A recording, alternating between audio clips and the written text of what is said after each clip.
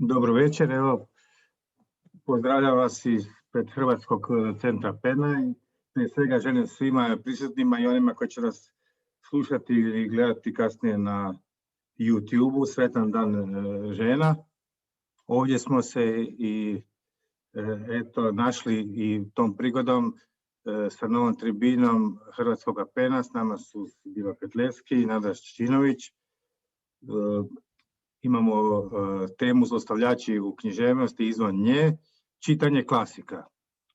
Eto, to će biti govora o knjigama, govora o nečem što smo naučili, a možda smo i zaboravili, ali eto, i puno ćemo toga, siguran sam, saznati novoga i prepustio bi evo riječ Sibili pa da počne tribinu. Mi smo se zapravo, evo prvo da sve pozdravim, drago mi je što se možemo na ovaj način barem družiti. Makar evo Nadežda i ja smo baš komentirale da mi jako volimo uživo nastupati.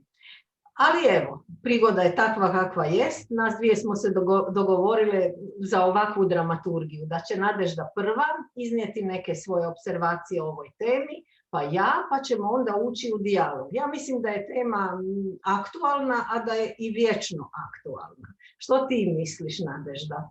Pa mislim, ja sam i izabrala jednu doista u svakom pogledu klasičnu temu, odnosno moj izabrani zlostavljač je ni više ni manje nego Odisej.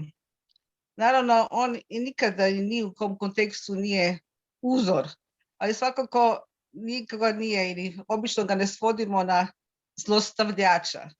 Ali ono što mene već od kad sam prvi puta čitala to u nekoj varijanti, ne naročito nekom filologijski točnom obliku, me potresla epizoda Odisejevog povratka i njegove osvete.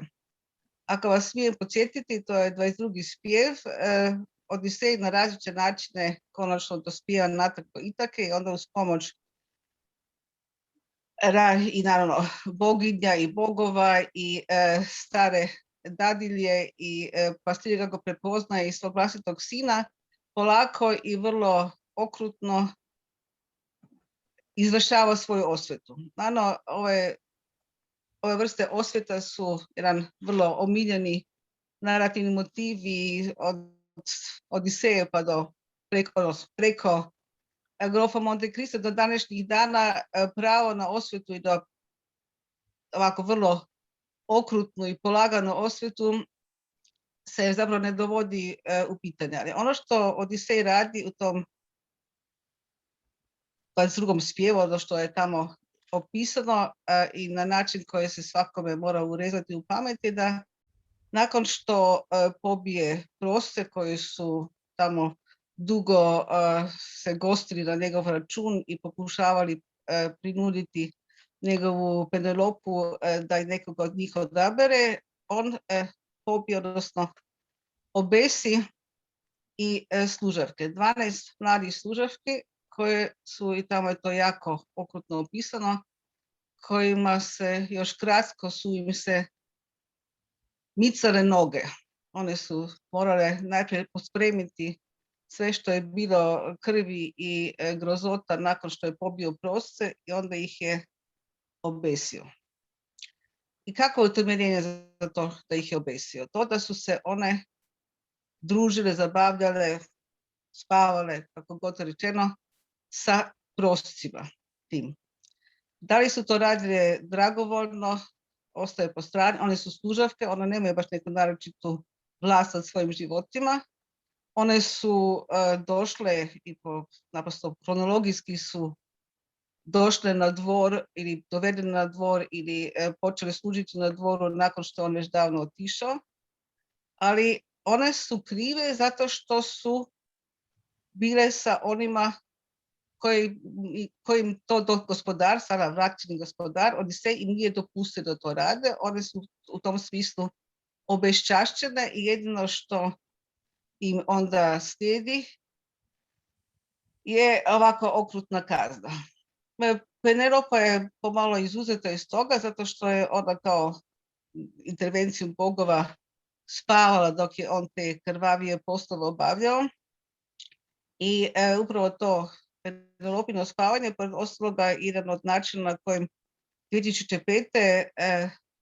Duhovita, znamenita, impresivna Margaret Atwood u svojoj Penelopijadi pokušava ne baš ispraviti tu nepravdu, ali dati nešto malo drugačije mogućnosti ovim jadnim obešenim služavkama.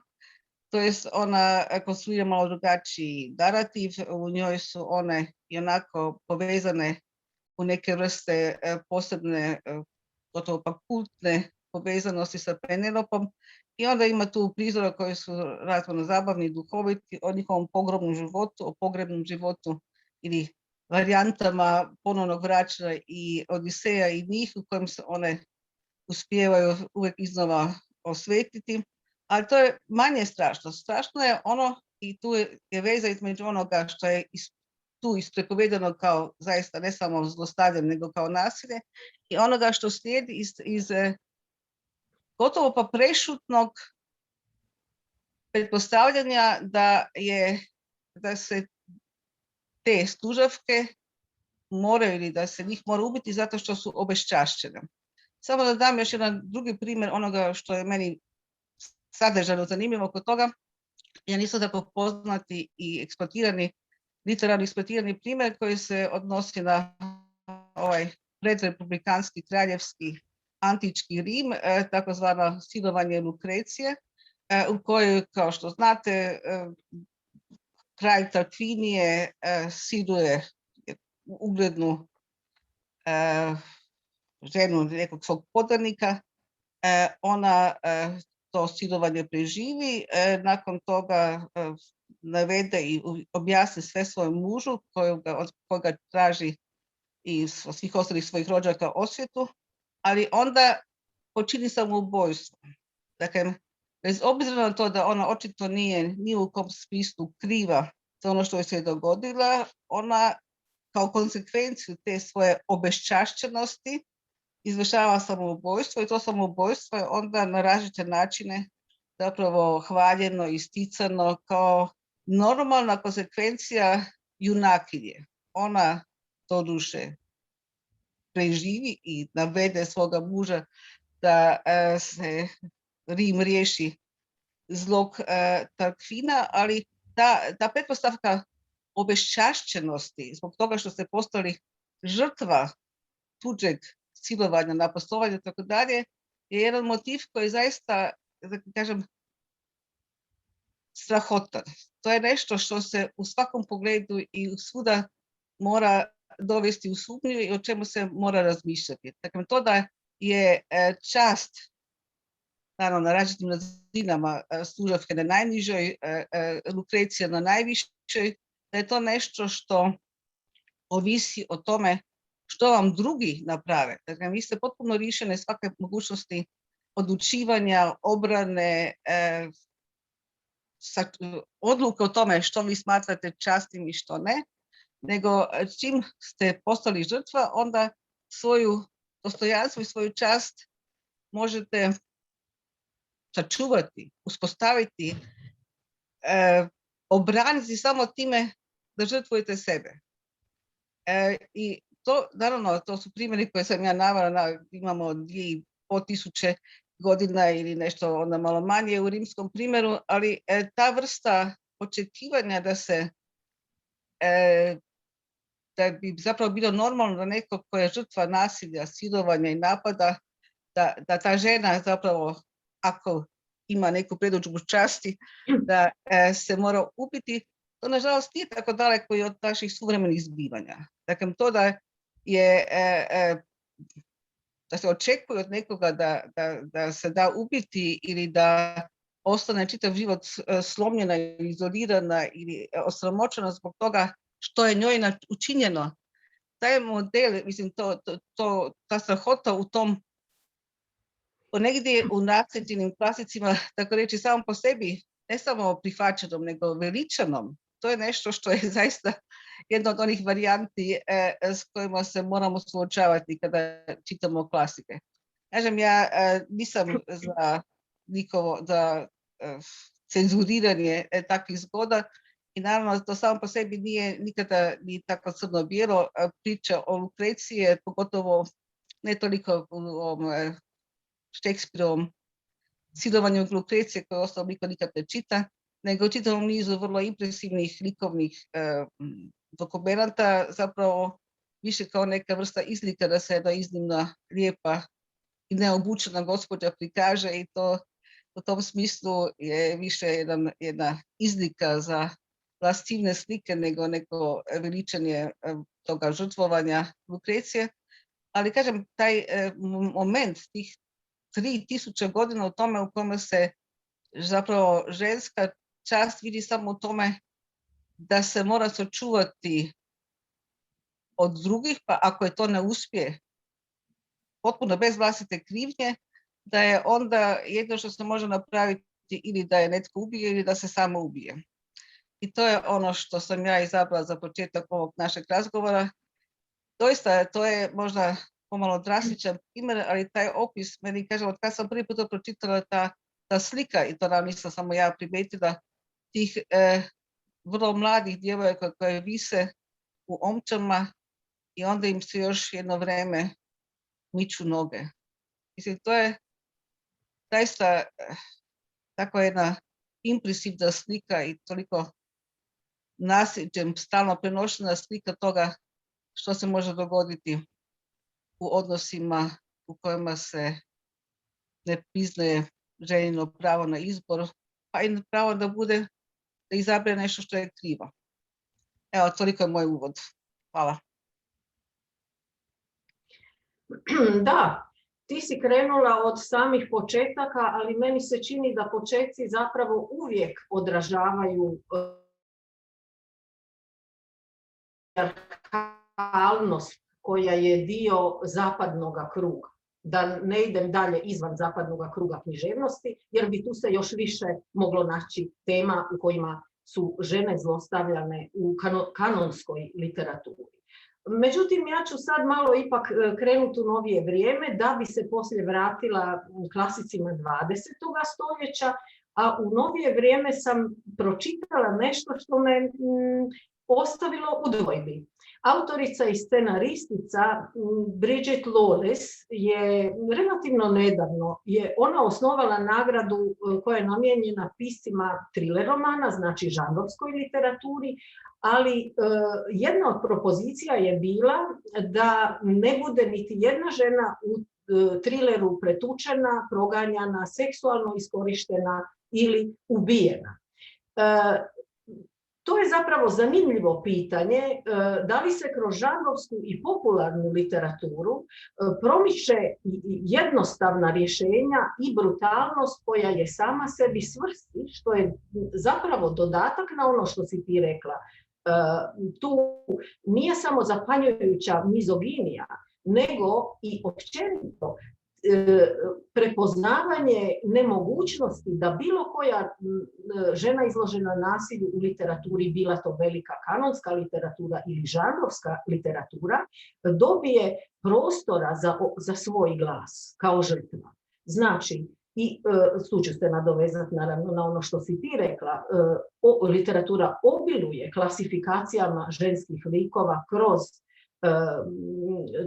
to da one nakon što su bile viktimizirane su proglašene kurvama, podmuklicama ili im je dopušteno da postaju neka vrsta vigilantica, znači da budu osvetnice ili još treća kategorija, još više patrijarhalna, još više ona koja ne dopušta ženi njezin glas i njezin diskurs i njezino pravo na izricanje pogleda na stvari, je ona u kojoj branitelj viktimizirane žene je ponovno muškarac. Sad postavljaju se po mojem mišljenju prilično zanimljiva pitanja u posljednje vrijeme. Tko ima monopol na pripovjedanje priča u seksualnom nasilju u fikcionalnoj literaturi? Bili samo, na primjer, preživjele trebale pisati o nasilju koje su prošle, ili to može i muškarac? I što znači za preživjelu kada čitav roman ovisi o sceni seksualnog napada i kada se to koristi u dvojne svrhe. Prva svrha može biti senzacionalizam, a druga svrha koja se pojavila recimo u vezi jednoga novijega romana kojeg ću staviti u svoj izbor je taj da li može muški pisac u jednom romanu koji mu je rečeno da je vrhunski stiliziran, premda brutalan u opisima zlostavljanja djevojčice od 14 godina od njenoga vlastitoga oca, da li se takve brutalne scene u literaturi danas mogu iskoristiti da bi se, sad ću reći nešto jako svetogrno, došlo do nagrada, odnosno privuklo pozornost kritike. U jednome trenutku, nažalost, ta se stvar i dogodila. I ja tu govorim o romanu My Absolute Darling od Gabriela Tallenta, kojeg sam relativno nedavno pročitala i koji me je iziritirao upravo tom zloporabom pozicije žrtve koja je stavljena u jedan kontekst koji nakon izvjesnog vremena negdje od sredine knjige dalje shvatite da tu nešto nije u redu. Znači, čini mi se da obilježja velikog romana za Tallenta nisu mogla biti primijenjena, premda su kritičari na početku taj roman okarakterizirali upravo suprotno, kao roman koji punom snagom govori o ženi žrtvi, djetetu maltretiranom od vlastitoga oca. Pozitivan primjer kojeg nalazim je primjer iz 1999. To je opet muški autor, to je zaista jest vrhunski stilist. Njegovo ime je Keci i jedna od mojih omiljenih knjiga koja se bavi ovom problematikom, koja je izuzetno, ja bih rekla, koja je goruća tema danas, je njegov roman Disgrace. Znači, roman koji je preveden i kod nas. Disgrace je neugodan roman. Za one koji nisu čitali, kratko ću samo prepričati. Glavni lik je muškarac, to je južnoafrički profesor engleske književnosti, koji cijelo vrijeme ima neobične veze. Prvo se veže za jednu, da tako kažem, seksualnu radnicu, zatim zavodi tajnicu na svome sveučilištu pa ju odbacuje brutalno, a onda najveća njegova sramota je što zavodi svoju studenticu i to iskorištava upravo onu studenticu koja je emocionalno u ovisničkoj vezi o strukturi moći koja se uspostavlja na sveučilištu od profesora prema onima koji o njemu ovise. On objašnjava te svoje odabire na neki način romantičarski. On će reći da je njegov život usklađen sa onim predmetom kojeg on predaje, a to je byronistički hedonizam i onaj trenutak u kojem Byron može imati aferu sa udanom ženom, to je na neki način jedan pandan njegovoj slabosti, njegovoj sramoti, onome što je ušlo u naslov knjige. Naravno da je otpušten sa fakulteta, naravno da njegov život ide nizbrdo, da u jednom trenutku gotovo da osjećate žaljenje za čovjekom koji možda imao kvalitete, dovoljno kvaliteta da bi se u intelektualnom i moralnom smislu izdigao i otkupio. I on odlazi, da skratim sad tu priču, samo ću kratko to reći, ipak, on odlazi na farmu na kojoj živi njegova kćerka je lezbijka po odabiru. To je isto što s čime on nije u stanju na pravi način se nositi i to je također jest njegova sramota. Na toj farmi su psi, oni su izolirani, vrijeme je post-apartheidsko, farma to su obojeni ljudi, obojeni muškarac koji je legalni poligamist. Znači, njegova vjera dopušta da bude poligaman. U jednom trenutku se dogodi neizrecivo. napadaju ih maskirani ljudi, siluju njegovu kćerku, a njega zapale. On preživi i kćerka preživi i nakon toga njihov život je potpuno uništen. Kćerka pristaje na kompromis, bez obzira što u jednom trenutku dozna se da upravo ti susjedi njihovi najbliži, koji su rekli da je apartheid prošao, da zapravo između bijeloga i crnoga, između muškoga i ženskoga postoji jedno, ako ne mir, onda primirje, i sad se uspostavi da zapravo silovatelj, odnosno silovatelji, jesu najbliži susjedi obojeni.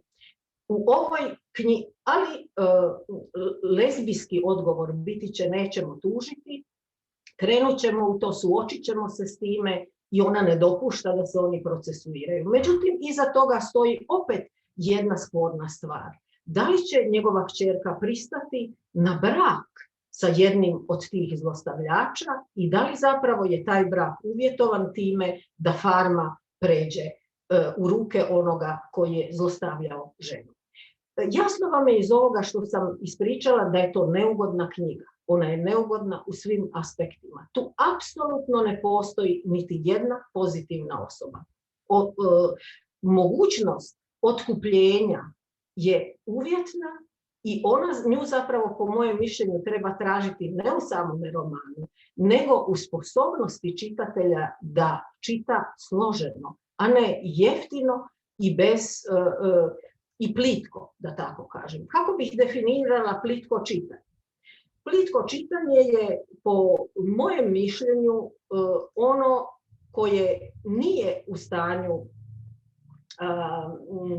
naći, koje se vječno zadržava na površini teksta, koje nije u stanju vidjeti složenost društvenih uvjeta koji stoje iza jezika koji se nalazi u literaturi. Zašto to kažem? Zbog toga što jezik nije neutralna stvar, nemojmo se zavaravati.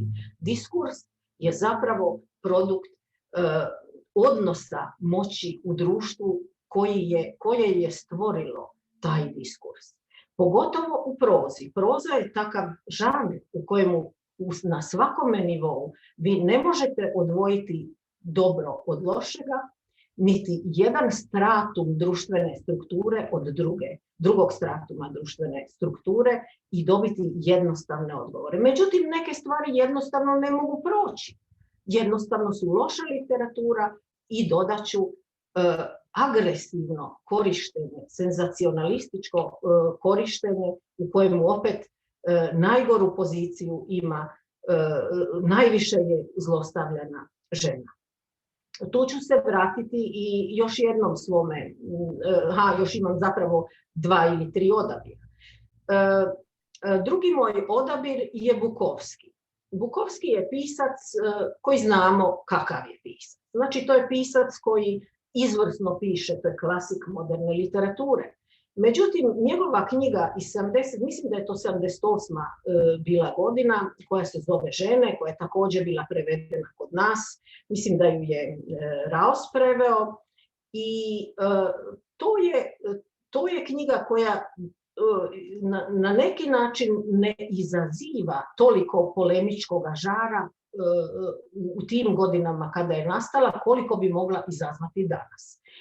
Zato je možda, po mojem mišljenju, vrlo poučno čitati ponovno klasike, čitati ih u novome vremenu, ali ne ih čitati na jedan površan i limitirajući način.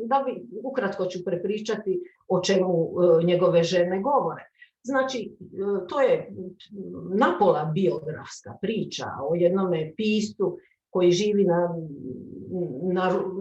na rubu svijeta, bavi se nekakvim poslovima koji su sitni poslovi, troši novac, što bi se reklo, na piće i žene. On prelazi preko žena kao što se prelazi preko stepenica. Mogao bi se posramiti i Casanova.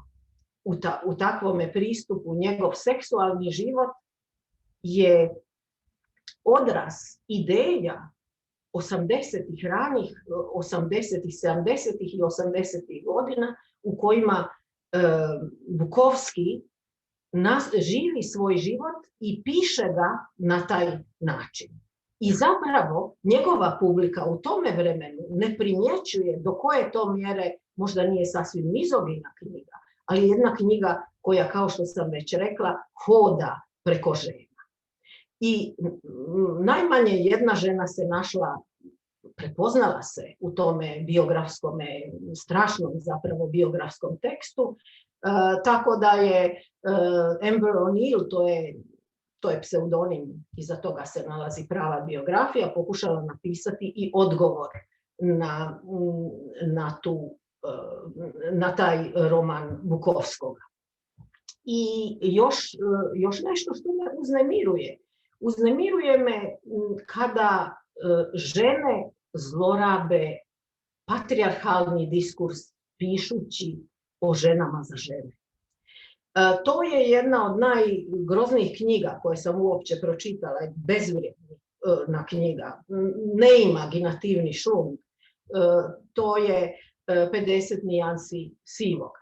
Ali isto među takve knjige mogla bih tu ubrojati i one koje su postale filmski blockbusteri poslije, poput, sad se ne mogu sjetiti kojih, ali našlo bi se naslova u kojima su baš žene one koje su na plošan način pristupile izgradnji ženskoga lika i dopustile silovanje žene zbog, ja bih rekla, jeftinoga senzacionalizma i zbog ostataka računanja na ostatke patrijarhalnog odgoja u kojemu je automatski dopušteno da žena bude plošni lik, da žena ako i ne bude plošni lik cijelo vrijeme pati, a kad prestane biti žrtva, da onda ili se mora, kao što je rekla Nadežda, samo ubiti, ili ju ubiju drugi zbog toga što je prekršila neki uzus patrijarhalnog društva. Zatim rekla bih da Eagleton je jednom rekao da je jezik polje društvenih sila koje nas oblikuju. Tako da nikad jezik, kao što sam rekla, ne može biti neutralan. Na tim našim spisateljskim tekstualnim praksama postoji jedno jako ideološko obojenje. Postoje postupci, postoje konvencije koje karakteriziraju tekstove, ali isto tako i njihove čitatelje. I nikad te karakteristike nisu neutralne. One su visoko kodirane. Ideološki, to su visoko kodirani ideološki diskursi koji artikuliraju tu društveno-povijesnu formaciju u kojoj je napisan određeni roman. I od toga nema bijega. Zato, isto kao i Nadežda, rekla bih da nije moguće jednostavno, površno i plitko čitati romane u kojima se pojavljuje nasilje, nego da ih uvijek moramo razglobiti s obzirom na trenutak u kojemu su pisani i s obzirom na one dosege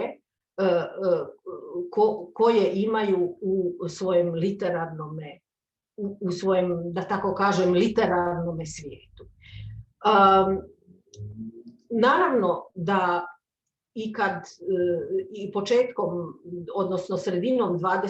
stoljeća bilo je i velikih autorica koje su zbog načina na koji su uronile u svoj život sa jednom jakom patrijarhalnom figurom, pisale tako da su sebe iznijele kao žrtvu na jedan izvrstan način, na majstozan način, ali to je završilo samoubojstvom i psihičkim poremećajima, kao pod staklenim zvonom Silvije Plath. Govorim tu naravno o zbirci poezije i o njenome odnosu sa također velikim pjesnikom Tedom Hughesom i o polemikama koje su poslije smrti Silvije Plath uslijedile, načina na koji se on pokušavao opravdati kroz svoje pisanje i kroz svoju verziju priče. I tu bih stala, a ostalo bih ostavila za našu raspravu. Što Evo, kaže Nadežda?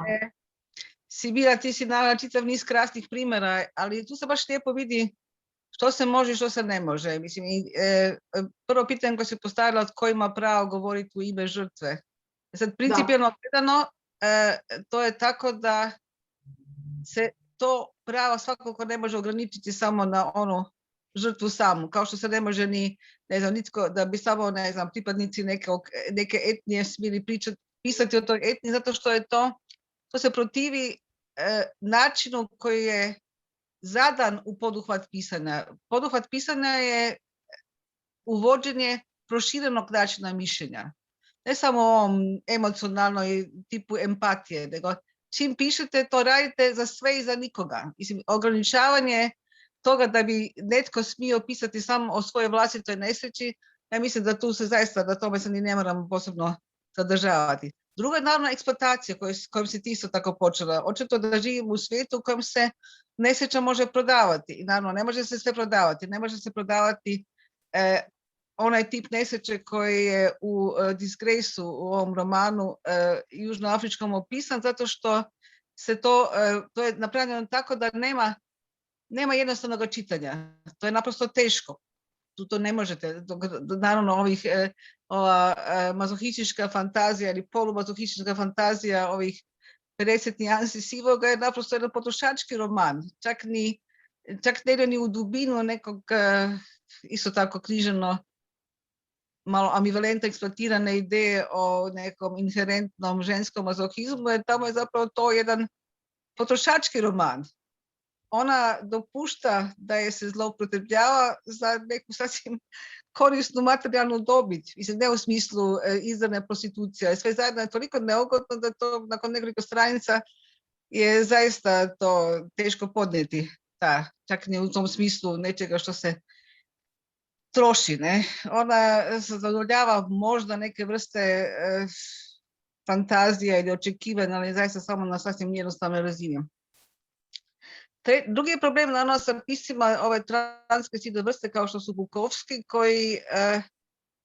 u kojima se ne može ne vidjeti da ima tu stanovita ta mizogina crta koja oduzima subjektnost predmetu njihovog pripovjedanja.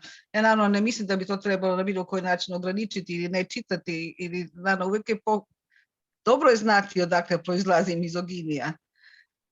Jer ono što sam sad htjela zapravo reći je da što god, i to je na kraju kraja ono što si ti govorila, da ono što možemo napraviti je da čitamo bolje, da čitamo dublje.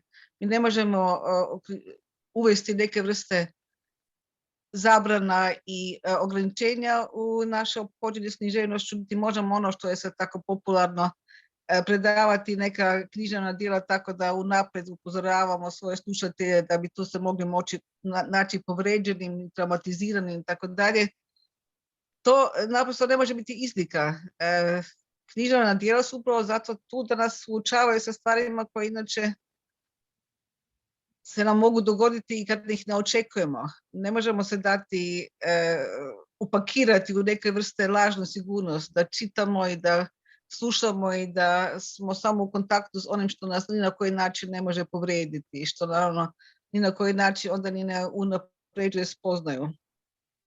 Inače, ja sam htjela u jednom velikom luku od ovog strašnog nasilja na početku ovog našeg kulturnog nasljeđa govoriti i o jednoj drugoj vrsti osjetljivosti koja se odnosi na različita iskustva koje isto tako imamo iz knjiga o takozvanom emocionalnom nasilju. To je to činjenica da su ženski autori vrlo uspješno pokazali jednu vrstu likova muških koji ne tuku, nisu nasilni, dapače, oni mogu biti čak i skloni tome da na različite načine idealiziraju svoje partnerice i partnere, ali koji zapravo zbog svoje nepismenosti, emocionalne i u svakom drugom pogledu oko sebe isto tako stvaraju pustoš i uništavaju život one s kojim njima žive. Ne? Ja naravno ne bih htjela sad naglašavati tu tu vrstu emocionalnog nasilja na račun onoga vrlo prisutnog, vrlo očitoga nasilja i mizoginije u tim tisućima godinama naše ljudske povijesti, ali i to treba istražiti. Ne?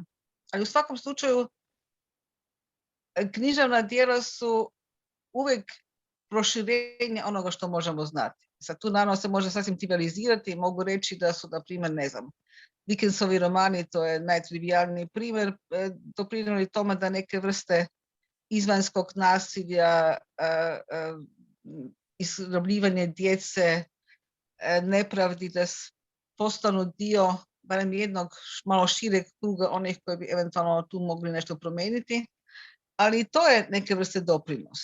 Naravno da je taj doprinos jednostavan, ponekad naravno zastario, ali da svakako ta težina toga, onoga što je dano u jednom primjeru, jednom očitovanju uskosti, izrabljivanosti, prerane smrti, to je ono što smo naslijedili također od književnosti.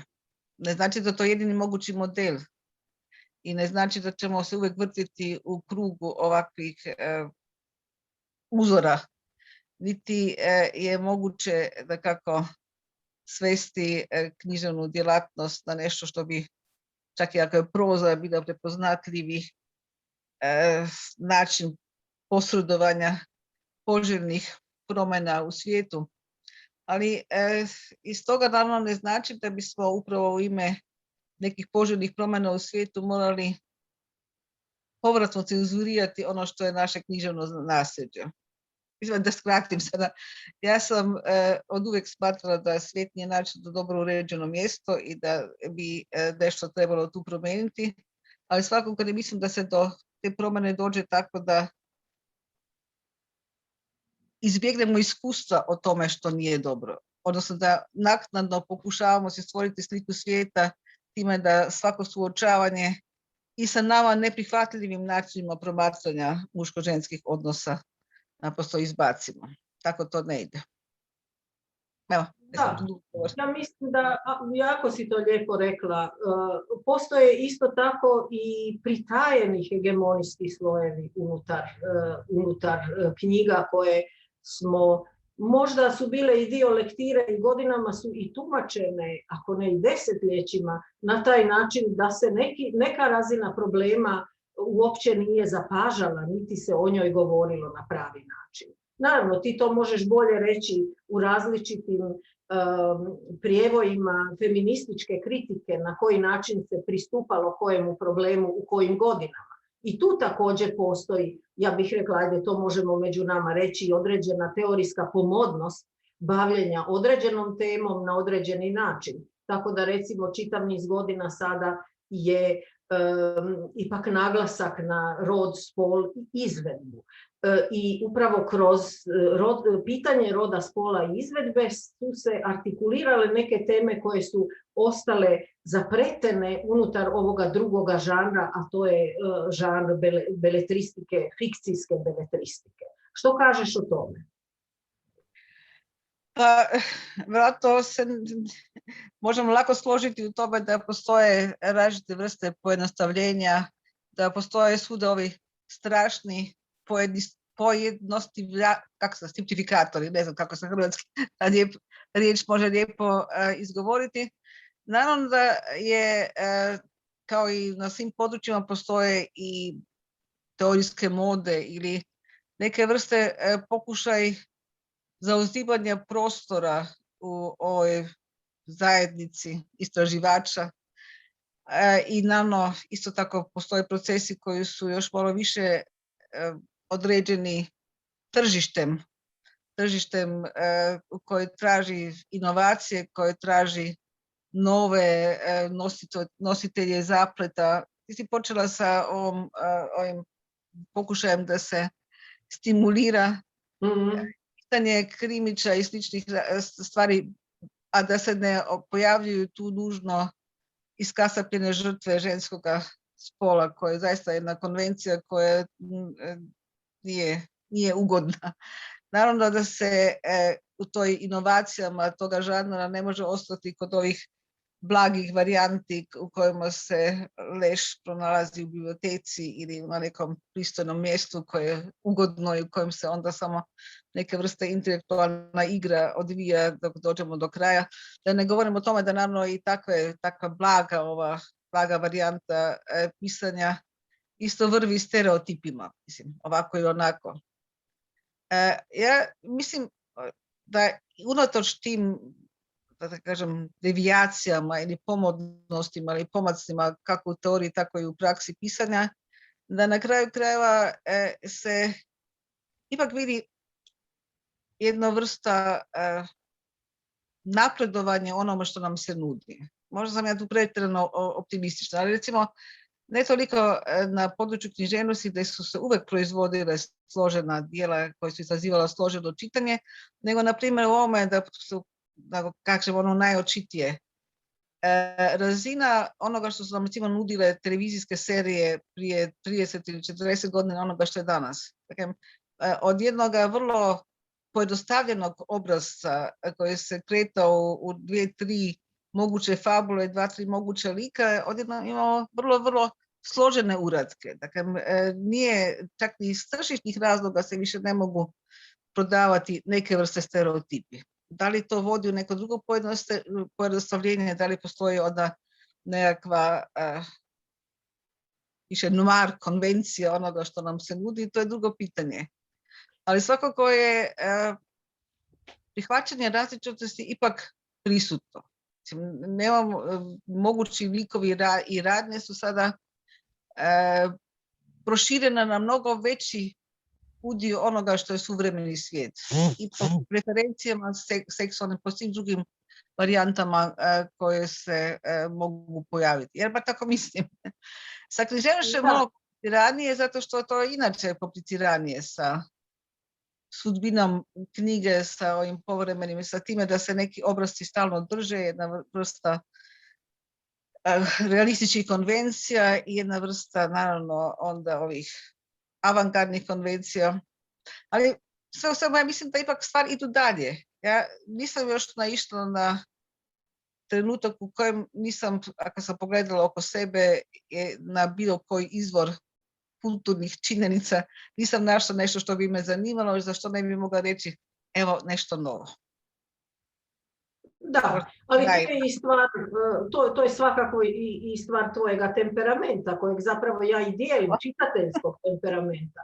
Jer što se više čita, to se više ta plošnost čitanja, ono što ja zovem plitkim čitanjem, gubi.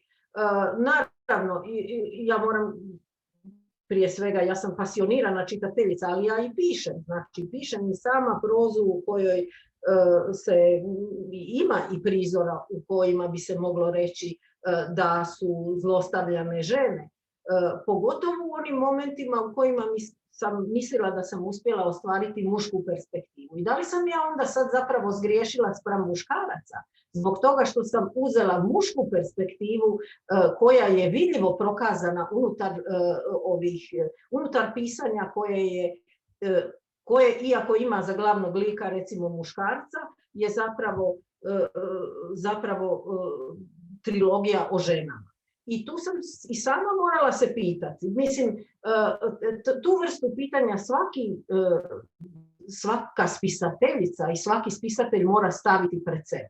Ali ipak pretegne uvijek jedna psihologizacija i naravno poruka koju se može prenijeti ako nismo skloni klišejima objašnjenja. S tim naravno uvijek čitateljica mora računati i na spisateljica mora računati i na čitateljicu, odnosno čitatelje koji će znati pročitati određene kodove i neće ostati samo na površini. Nego da se vratim na ono što si rekla da si jako optimistična, da misliš da čak i te neke žanrovske stvari idu prema boljemu, da nisu više tako klišeizirane. Pa i da i ne. Evo, pada mi na pamet Martin i njegov Game of Thrones, dakle njegova serija knjiga koja je poslije u Game of Thrones ekranizirana i napravljena je žanrovski izvrsno. Međutim, halo. su žene, čak i kad su izvrsno profilirane. Pazi, on je žanrovski izvrsno profilirao ženske junakinje, ali opet se potkralo to da su one te koje nemaju, onome što im se dogodi na kraju nemaju pravo progovoriti iz svojeg glasa, nego je to uvijek iz pozicije onoga koji čini nasilje nad njima. Da, ja imam, nisam naravno sve čitala, jako jesam, ja sam vrlo savjesna o tome, pa čitam sve bestsellere, mislim da mi je to dužnost da pratim tendencije vremena. Ono što je teško, odnosno on im ne daje, kako da kažem, pravu dimenziju, moralno-etičku dimenziju svojim ženama. Reći ćeš da je fantasy, ali imaš pravo. Da, neke su zle, neke su manje zle, ali sve su u njegovoj slici svijeta prinuđene na pragmatično. One nisu samostalni nositelji, dakle oni imaju jednu vrstu etike koja nije čak, ponekad je etika brige po ovim starim, ali svakako nije nikad etika principa. Oni su, dobro, to je moguće jedna vrsta realizam, to je da oni zbog svog unaprijed lošijeg položaja u svijetu nasilja moraju biti one koje koriste tuđe mišiće, tuđu inicijativu da bi uopće nešto postigle za sebe, da bi se sačuvale. I on im daje, dakle u tom smislu ono što im daje kao neka vrsta motiv za djelovanje je ponekad neke vrste isto osvetničke namjere, ili naprosto namjere preživljavanja. Ono što je, koliko sam vidim, ne znam, nisam toliko sve to istražila, ali je recimo odustao od onoga što je vrlo običajno bilo dugo u te vrste fantazijama. On nema ovu binarnu opoziciju između zlih i uzvišenih žena. Dakle, nema tu klasiku iz povijesti ženskog roda u kojem su pogotovo autori u tom patrijarhalnom mizoginom svijetu dijelili žene na one koje su svetice i one koje su kurve, da skratim jer nemam toliko vremena. Ne? U tom smislu je nešto, taj moralni univerzum njegovih žena ipak nešto malo raznovrsni, ali sve su one pragmatične. Istina, doduše sad kad mislim, nisu ni muškarci na nekoj etičkoj razini, ali oni su nekako, barem imaju neku vrstu tvrdoće, da njihova prilagodljivost je manja. Dakle, oni više inzistiraju na tome da jer imaju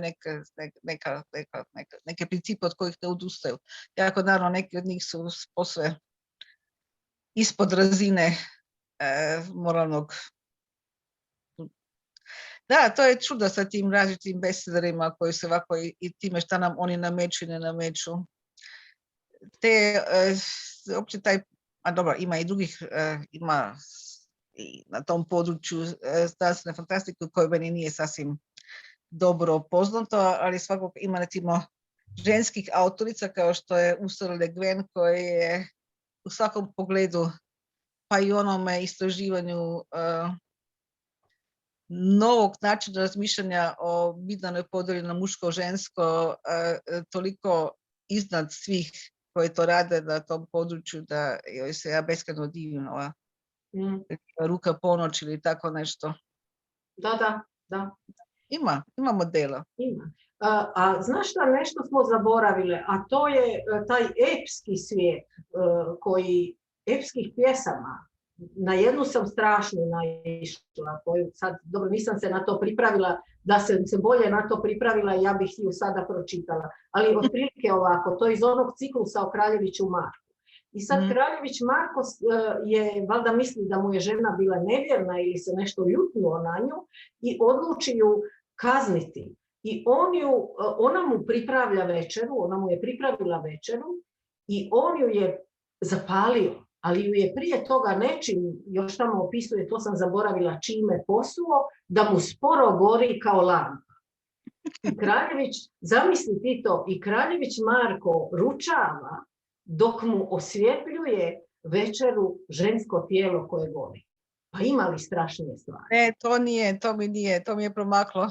Ja sam zapala kod ovog kompliciranog, ali zapravo poticajnog lika Hasanaginice, one Da, Da, mm, dalje to bi- isto znam, ali ovo me je stvarno, bila sam, a rijetko se može, pa na kraju ipak sam pisac, rijetko me se može šokirati u literaturi, ali ovo me je ostavilo bez Da li riječi. je to dio ovoga skupljenoga, to je u Karadžićevim zbirkama i tako? To, Da, sad u jednoj je zbirci, naći ću ti to. da nije apokrifno nešto, neka posebna... Nije, točno je Podatak. ništa izmislila. Pa dobro, inače ima ti svakakvih Da. probadanja, nabijanja, da, samo nisam znala da je i naš veliki junak imao tako ekstremni način kažnjavanja. Da, to vraća zapravo ovome epskome svijetu koji je puno profiliranije, naravno napisan u Ilijadi i Odiseji. Pa da, evo, ono što sam počela, Margaret Atwood koji naravno daje taj, po tome se i pokazuje koliko to još prisutno i na neki način virulentno, njezina Penelopijada pokušava naći vezu sa onim ranijim slojima, sa mogućnostu toga sačuvanja nekih, ako već ne matrijarhata, onda barem neke vrste alternativne ženske moći, posebne mreže, nečega što se sačuva i nakon što je došlo do tog svjetskog povijesnog poraza ženskog roda, dakle nekakve slojeve dublje u kojima se onda nikad posve ne gubi ta ženska moć. Mislim, to se može smatrati neke vrste tako utjehom u prilikama dugih stoljeća, tisućljeća mizoginije koja je prevladavala, ali to ima neku funkciju. Dakle, meni je to... Pa pogledaj recimo Strindberga, pa on je mizogin koji je jedan od rodonačelnika stvaranja novog ženstva u dramskom pismu. I ne samo u dramskom, on imao veliki opus, pa zapravo se tu vidi da je stvorio, osmislio je u sebi, predvidio je dolazak jakog ženstva u svim pojavnim oblicima i prestrašio ga se. Kao da ga se prestrašio, naravno, Ibsena se lakše čita i ženske pozicije nego Strindberga. Pa da, kod Ibsena je to očito, mislim, na razini Sižeja, dramski očito. Iako naravno isto nije isto imalo veliku ulogu u stanovitom takem, strahu koje je budilo kod muškog dijela publike. Ne? Da. Ta velika transgresija, jer ona ne ostavlja samo muža, ona ostavlja djecu, mislim, to se smatralo onim tabuom potpunim, ne? Taj korak je zapravo iznenađen. Da ne kažem u moderni pojam demonske žene. Da. A da, to bi se dalo razgovarati. O vezi žene sa stereotipnoj, tobože arhetipskoj, a zapravo stereotipnom povezivanju ženskog elementa uz element zemlje, a muškog elementa uz element zraka. A ne, ova zla strana ženskosti je u ovom našem nasljeđu, pogotovo onom, da kažemo, floskulu judeo-kršćanskom, zaista vrlo ukorenjena. Mislim, sve to kako preživljava različite varijante Evinog prestupa ili nekih drugih varijanta, još demonskih toga, ta demonska strana ženskosti je barem toliko prisutna kao onaj pokušaj da se tu stvar neutralizira ili naravno isto tako onemoguću djelovanju kao one sveti likovi posjedovanja spram viših sfera. Ne? Ta opozicija između demonskoga i uzvišenoga je nešto što se na nekih, te odluke koje donosimo, to se zaista provlači do današnjih dana u načinu kako smo mi socijalizirane. Ne? Ima dobrih djevojka, ima zlih djevojka. Iskušenje da se bude, to je na kraju čak i već isto tako banalizirano, to da što se mogu loše djevojke, kuda se mogu ići za razliku od onih dobrih. Ali svejedno, taj pritisak u tome još uvijek postoji. Može ovako, može onako. Nismo se potpuno oslobodili onoga tipa podjele uloga koje je odredilo prikazivanje ženskog lika tisućama godina. Ustanovite iznimke. Uvijek su bile i uvijek ima neka tragova nekog drugog načina pisane, neke druge uloge, nečega što se ne može sasvim ukrotiti. Mislim, bilo bi žalosno kad bi tih 2 i 3 tisuće godina povijesti bila samo povijest tlačenja i onemogućavanja. Ne? Uvijek je bilo i nekih načina na koji ste se mogli ili osvetiti ili izvući ili pa makar i manipuliranjem. Da. Vidiš, sad to možda ni nema baš previše veze sa nasiljem u literaturi, ali je vezano uz jedan koncept koji se pojavljuje u staroj literaturi s kojom si ti počela, a to je koncept Amazonke. Ja sam jednom baš u penovskim krugovima imala priliku slučajno, zapravo to nije bilo izrežirano u Pen Internationalu, nego je u istom hotelu se odvijao susret autohtonih nekih plemena u Meksiku. Ja se, ne znam da li se ti toga sjećaš, da li si ti vidjela, da li si stupila u kontakt sa tim ženama. Neki predstavnici nekih prajezika, da. Tako je. Da. I među njima se našla jedna žena koja mi je bila zanimljiva, stupila sam u kontakt s njom, razgovarala i ustanovila sam da je ona Amazonka i da je zapravo šefica jednog plemena u kojemu su generacijama Amazonke se borile sa muškarcima. I ona je rekla upravo ovo što si ti sad rekla, pa vremena su se promijenila, kaže, ponešto nam i nedostaje luk, strijela i koplje s kojima smo rješavali prije situaciju, ali danas to rješavamo na mirni način i nasmije se, kaže, naš ženski način. A kad ne ide naš ženski način, uvijek možemo uzeti naše koplje.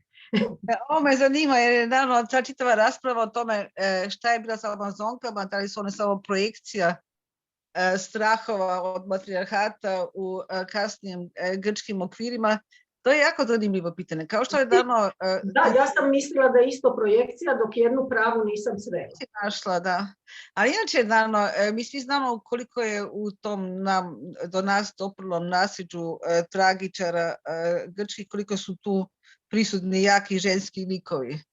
S druge strane, naravno, ono što znamo iz povijesti svakidašnjeg života i mogućnosti koje su inače imale Atenjanke, Spartanke i tako dalje, je to bila vrlo ograničena uloga. Dakle, oni su, naravno, ne one, nego muški glumci predstavljali jake ženske likove i to nasljeđe mitsko ili iz velikih kraljevskih obitelji, koji su uspjeli zapravo dosta dobro suzbiti u svakodnevnom životu, u kojem su bile zatvorene i isključene, osim naravno ako su bile tu samo za zabavu.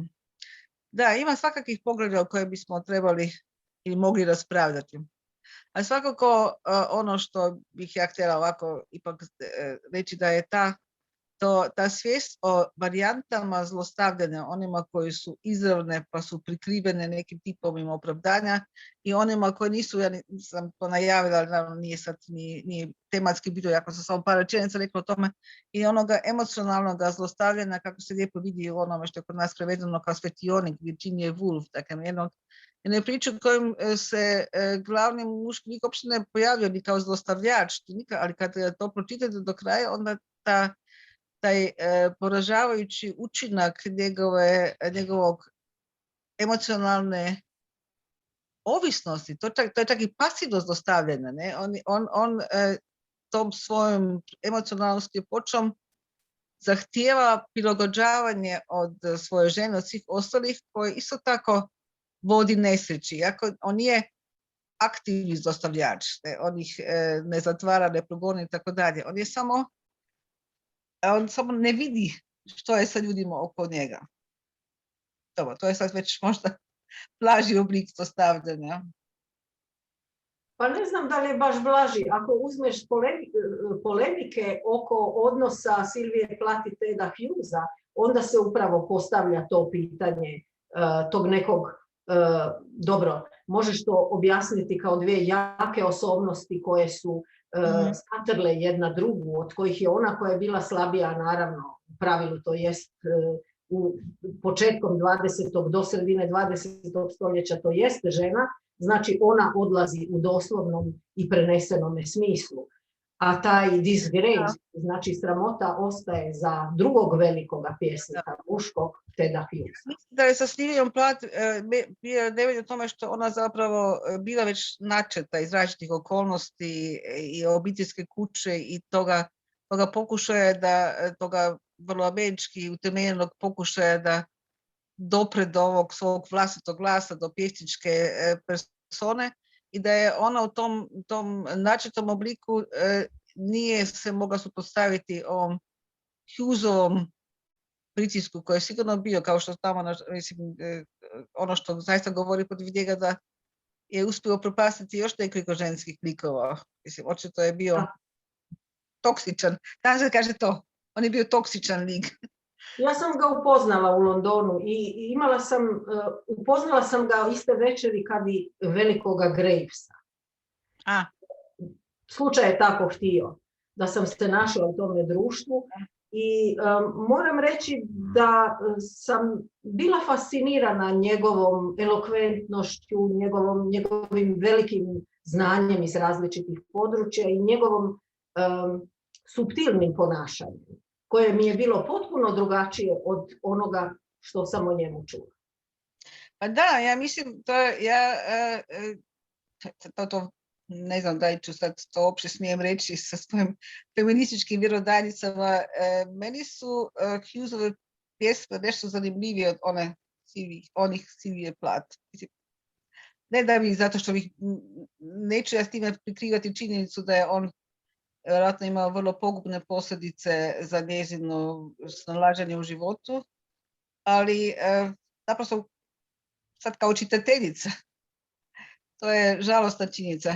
A Graves je opet imao, kao što znamo iz nekih biografskih činjenica, on je pak naišao na jednu razvonu demonsku ženu u nekim razdobljima svog života. Da. Onu znamenitu Loru koja je na neki način, ima neke pravde u tome. A vjerojatno. Da li primjećuješ da smo mi naše druženje pretvorile kao u razgovor, u salonu? Ja sam da ako nas neko bude slušao. Sad smo već došli do jednog sata, možda ne znam da bi smjeli previše Da. Ali možda jako ugodan bio salon. Da. Sibila, možemo staviti, možemo napraviti seriju razgovora, ne baš svaki dan, ali jedan puta. Ja se slažem. Dobro. Znači, dogovorile smo se. Dogovoreno. Hoćeš ti onda sažetak, odnosno ne sažetak, nego zaključak našeg... Nema zaključka o tome. Nema zaključka o tome da ćemo i dalje nastaviti procjenjivati, a ti ćeš i dalje nastavljati, pa neće se vada samo ograničavati u svojim literarnim radovima i u svojoj fikciji. Ne pada mi na pamet. No, onda smo se složile. Da pači. Dobro, još jedan puta svima sretan dan žena i puno uspjeha u životu. Pridružujem se. Evo, odlazimo za ovaj puta i nastavljamo sljedeći. Doviđenja. Sljedeći razgovor, da. Hvala vam puno, evo što ste Sibila i Nadežda, što ste podijelili svoje vrijeme, svoje razmišljanja. Naučili smo puno, saznali o svemu kroz čitanje klasika i o zlostavljačima u književnosti i izvan nje. Snimka ovog razgovora će biti i na YouTube-u Hrvatskoga pena. Eto, ali do novoga susreta svima. Zahvaljujem se što su nas pratili i evo, pozdravljam sve do nove neke tribine Hrvatskog pena. Evo, još jedan put hvala Sibili i Nadeždi za ovo izuzetno zanimljivo večer i sad ćemo onda odjaviti tribinu. Hvala. Eto, hvala. Hvala, Mahtovice. Hvala ti.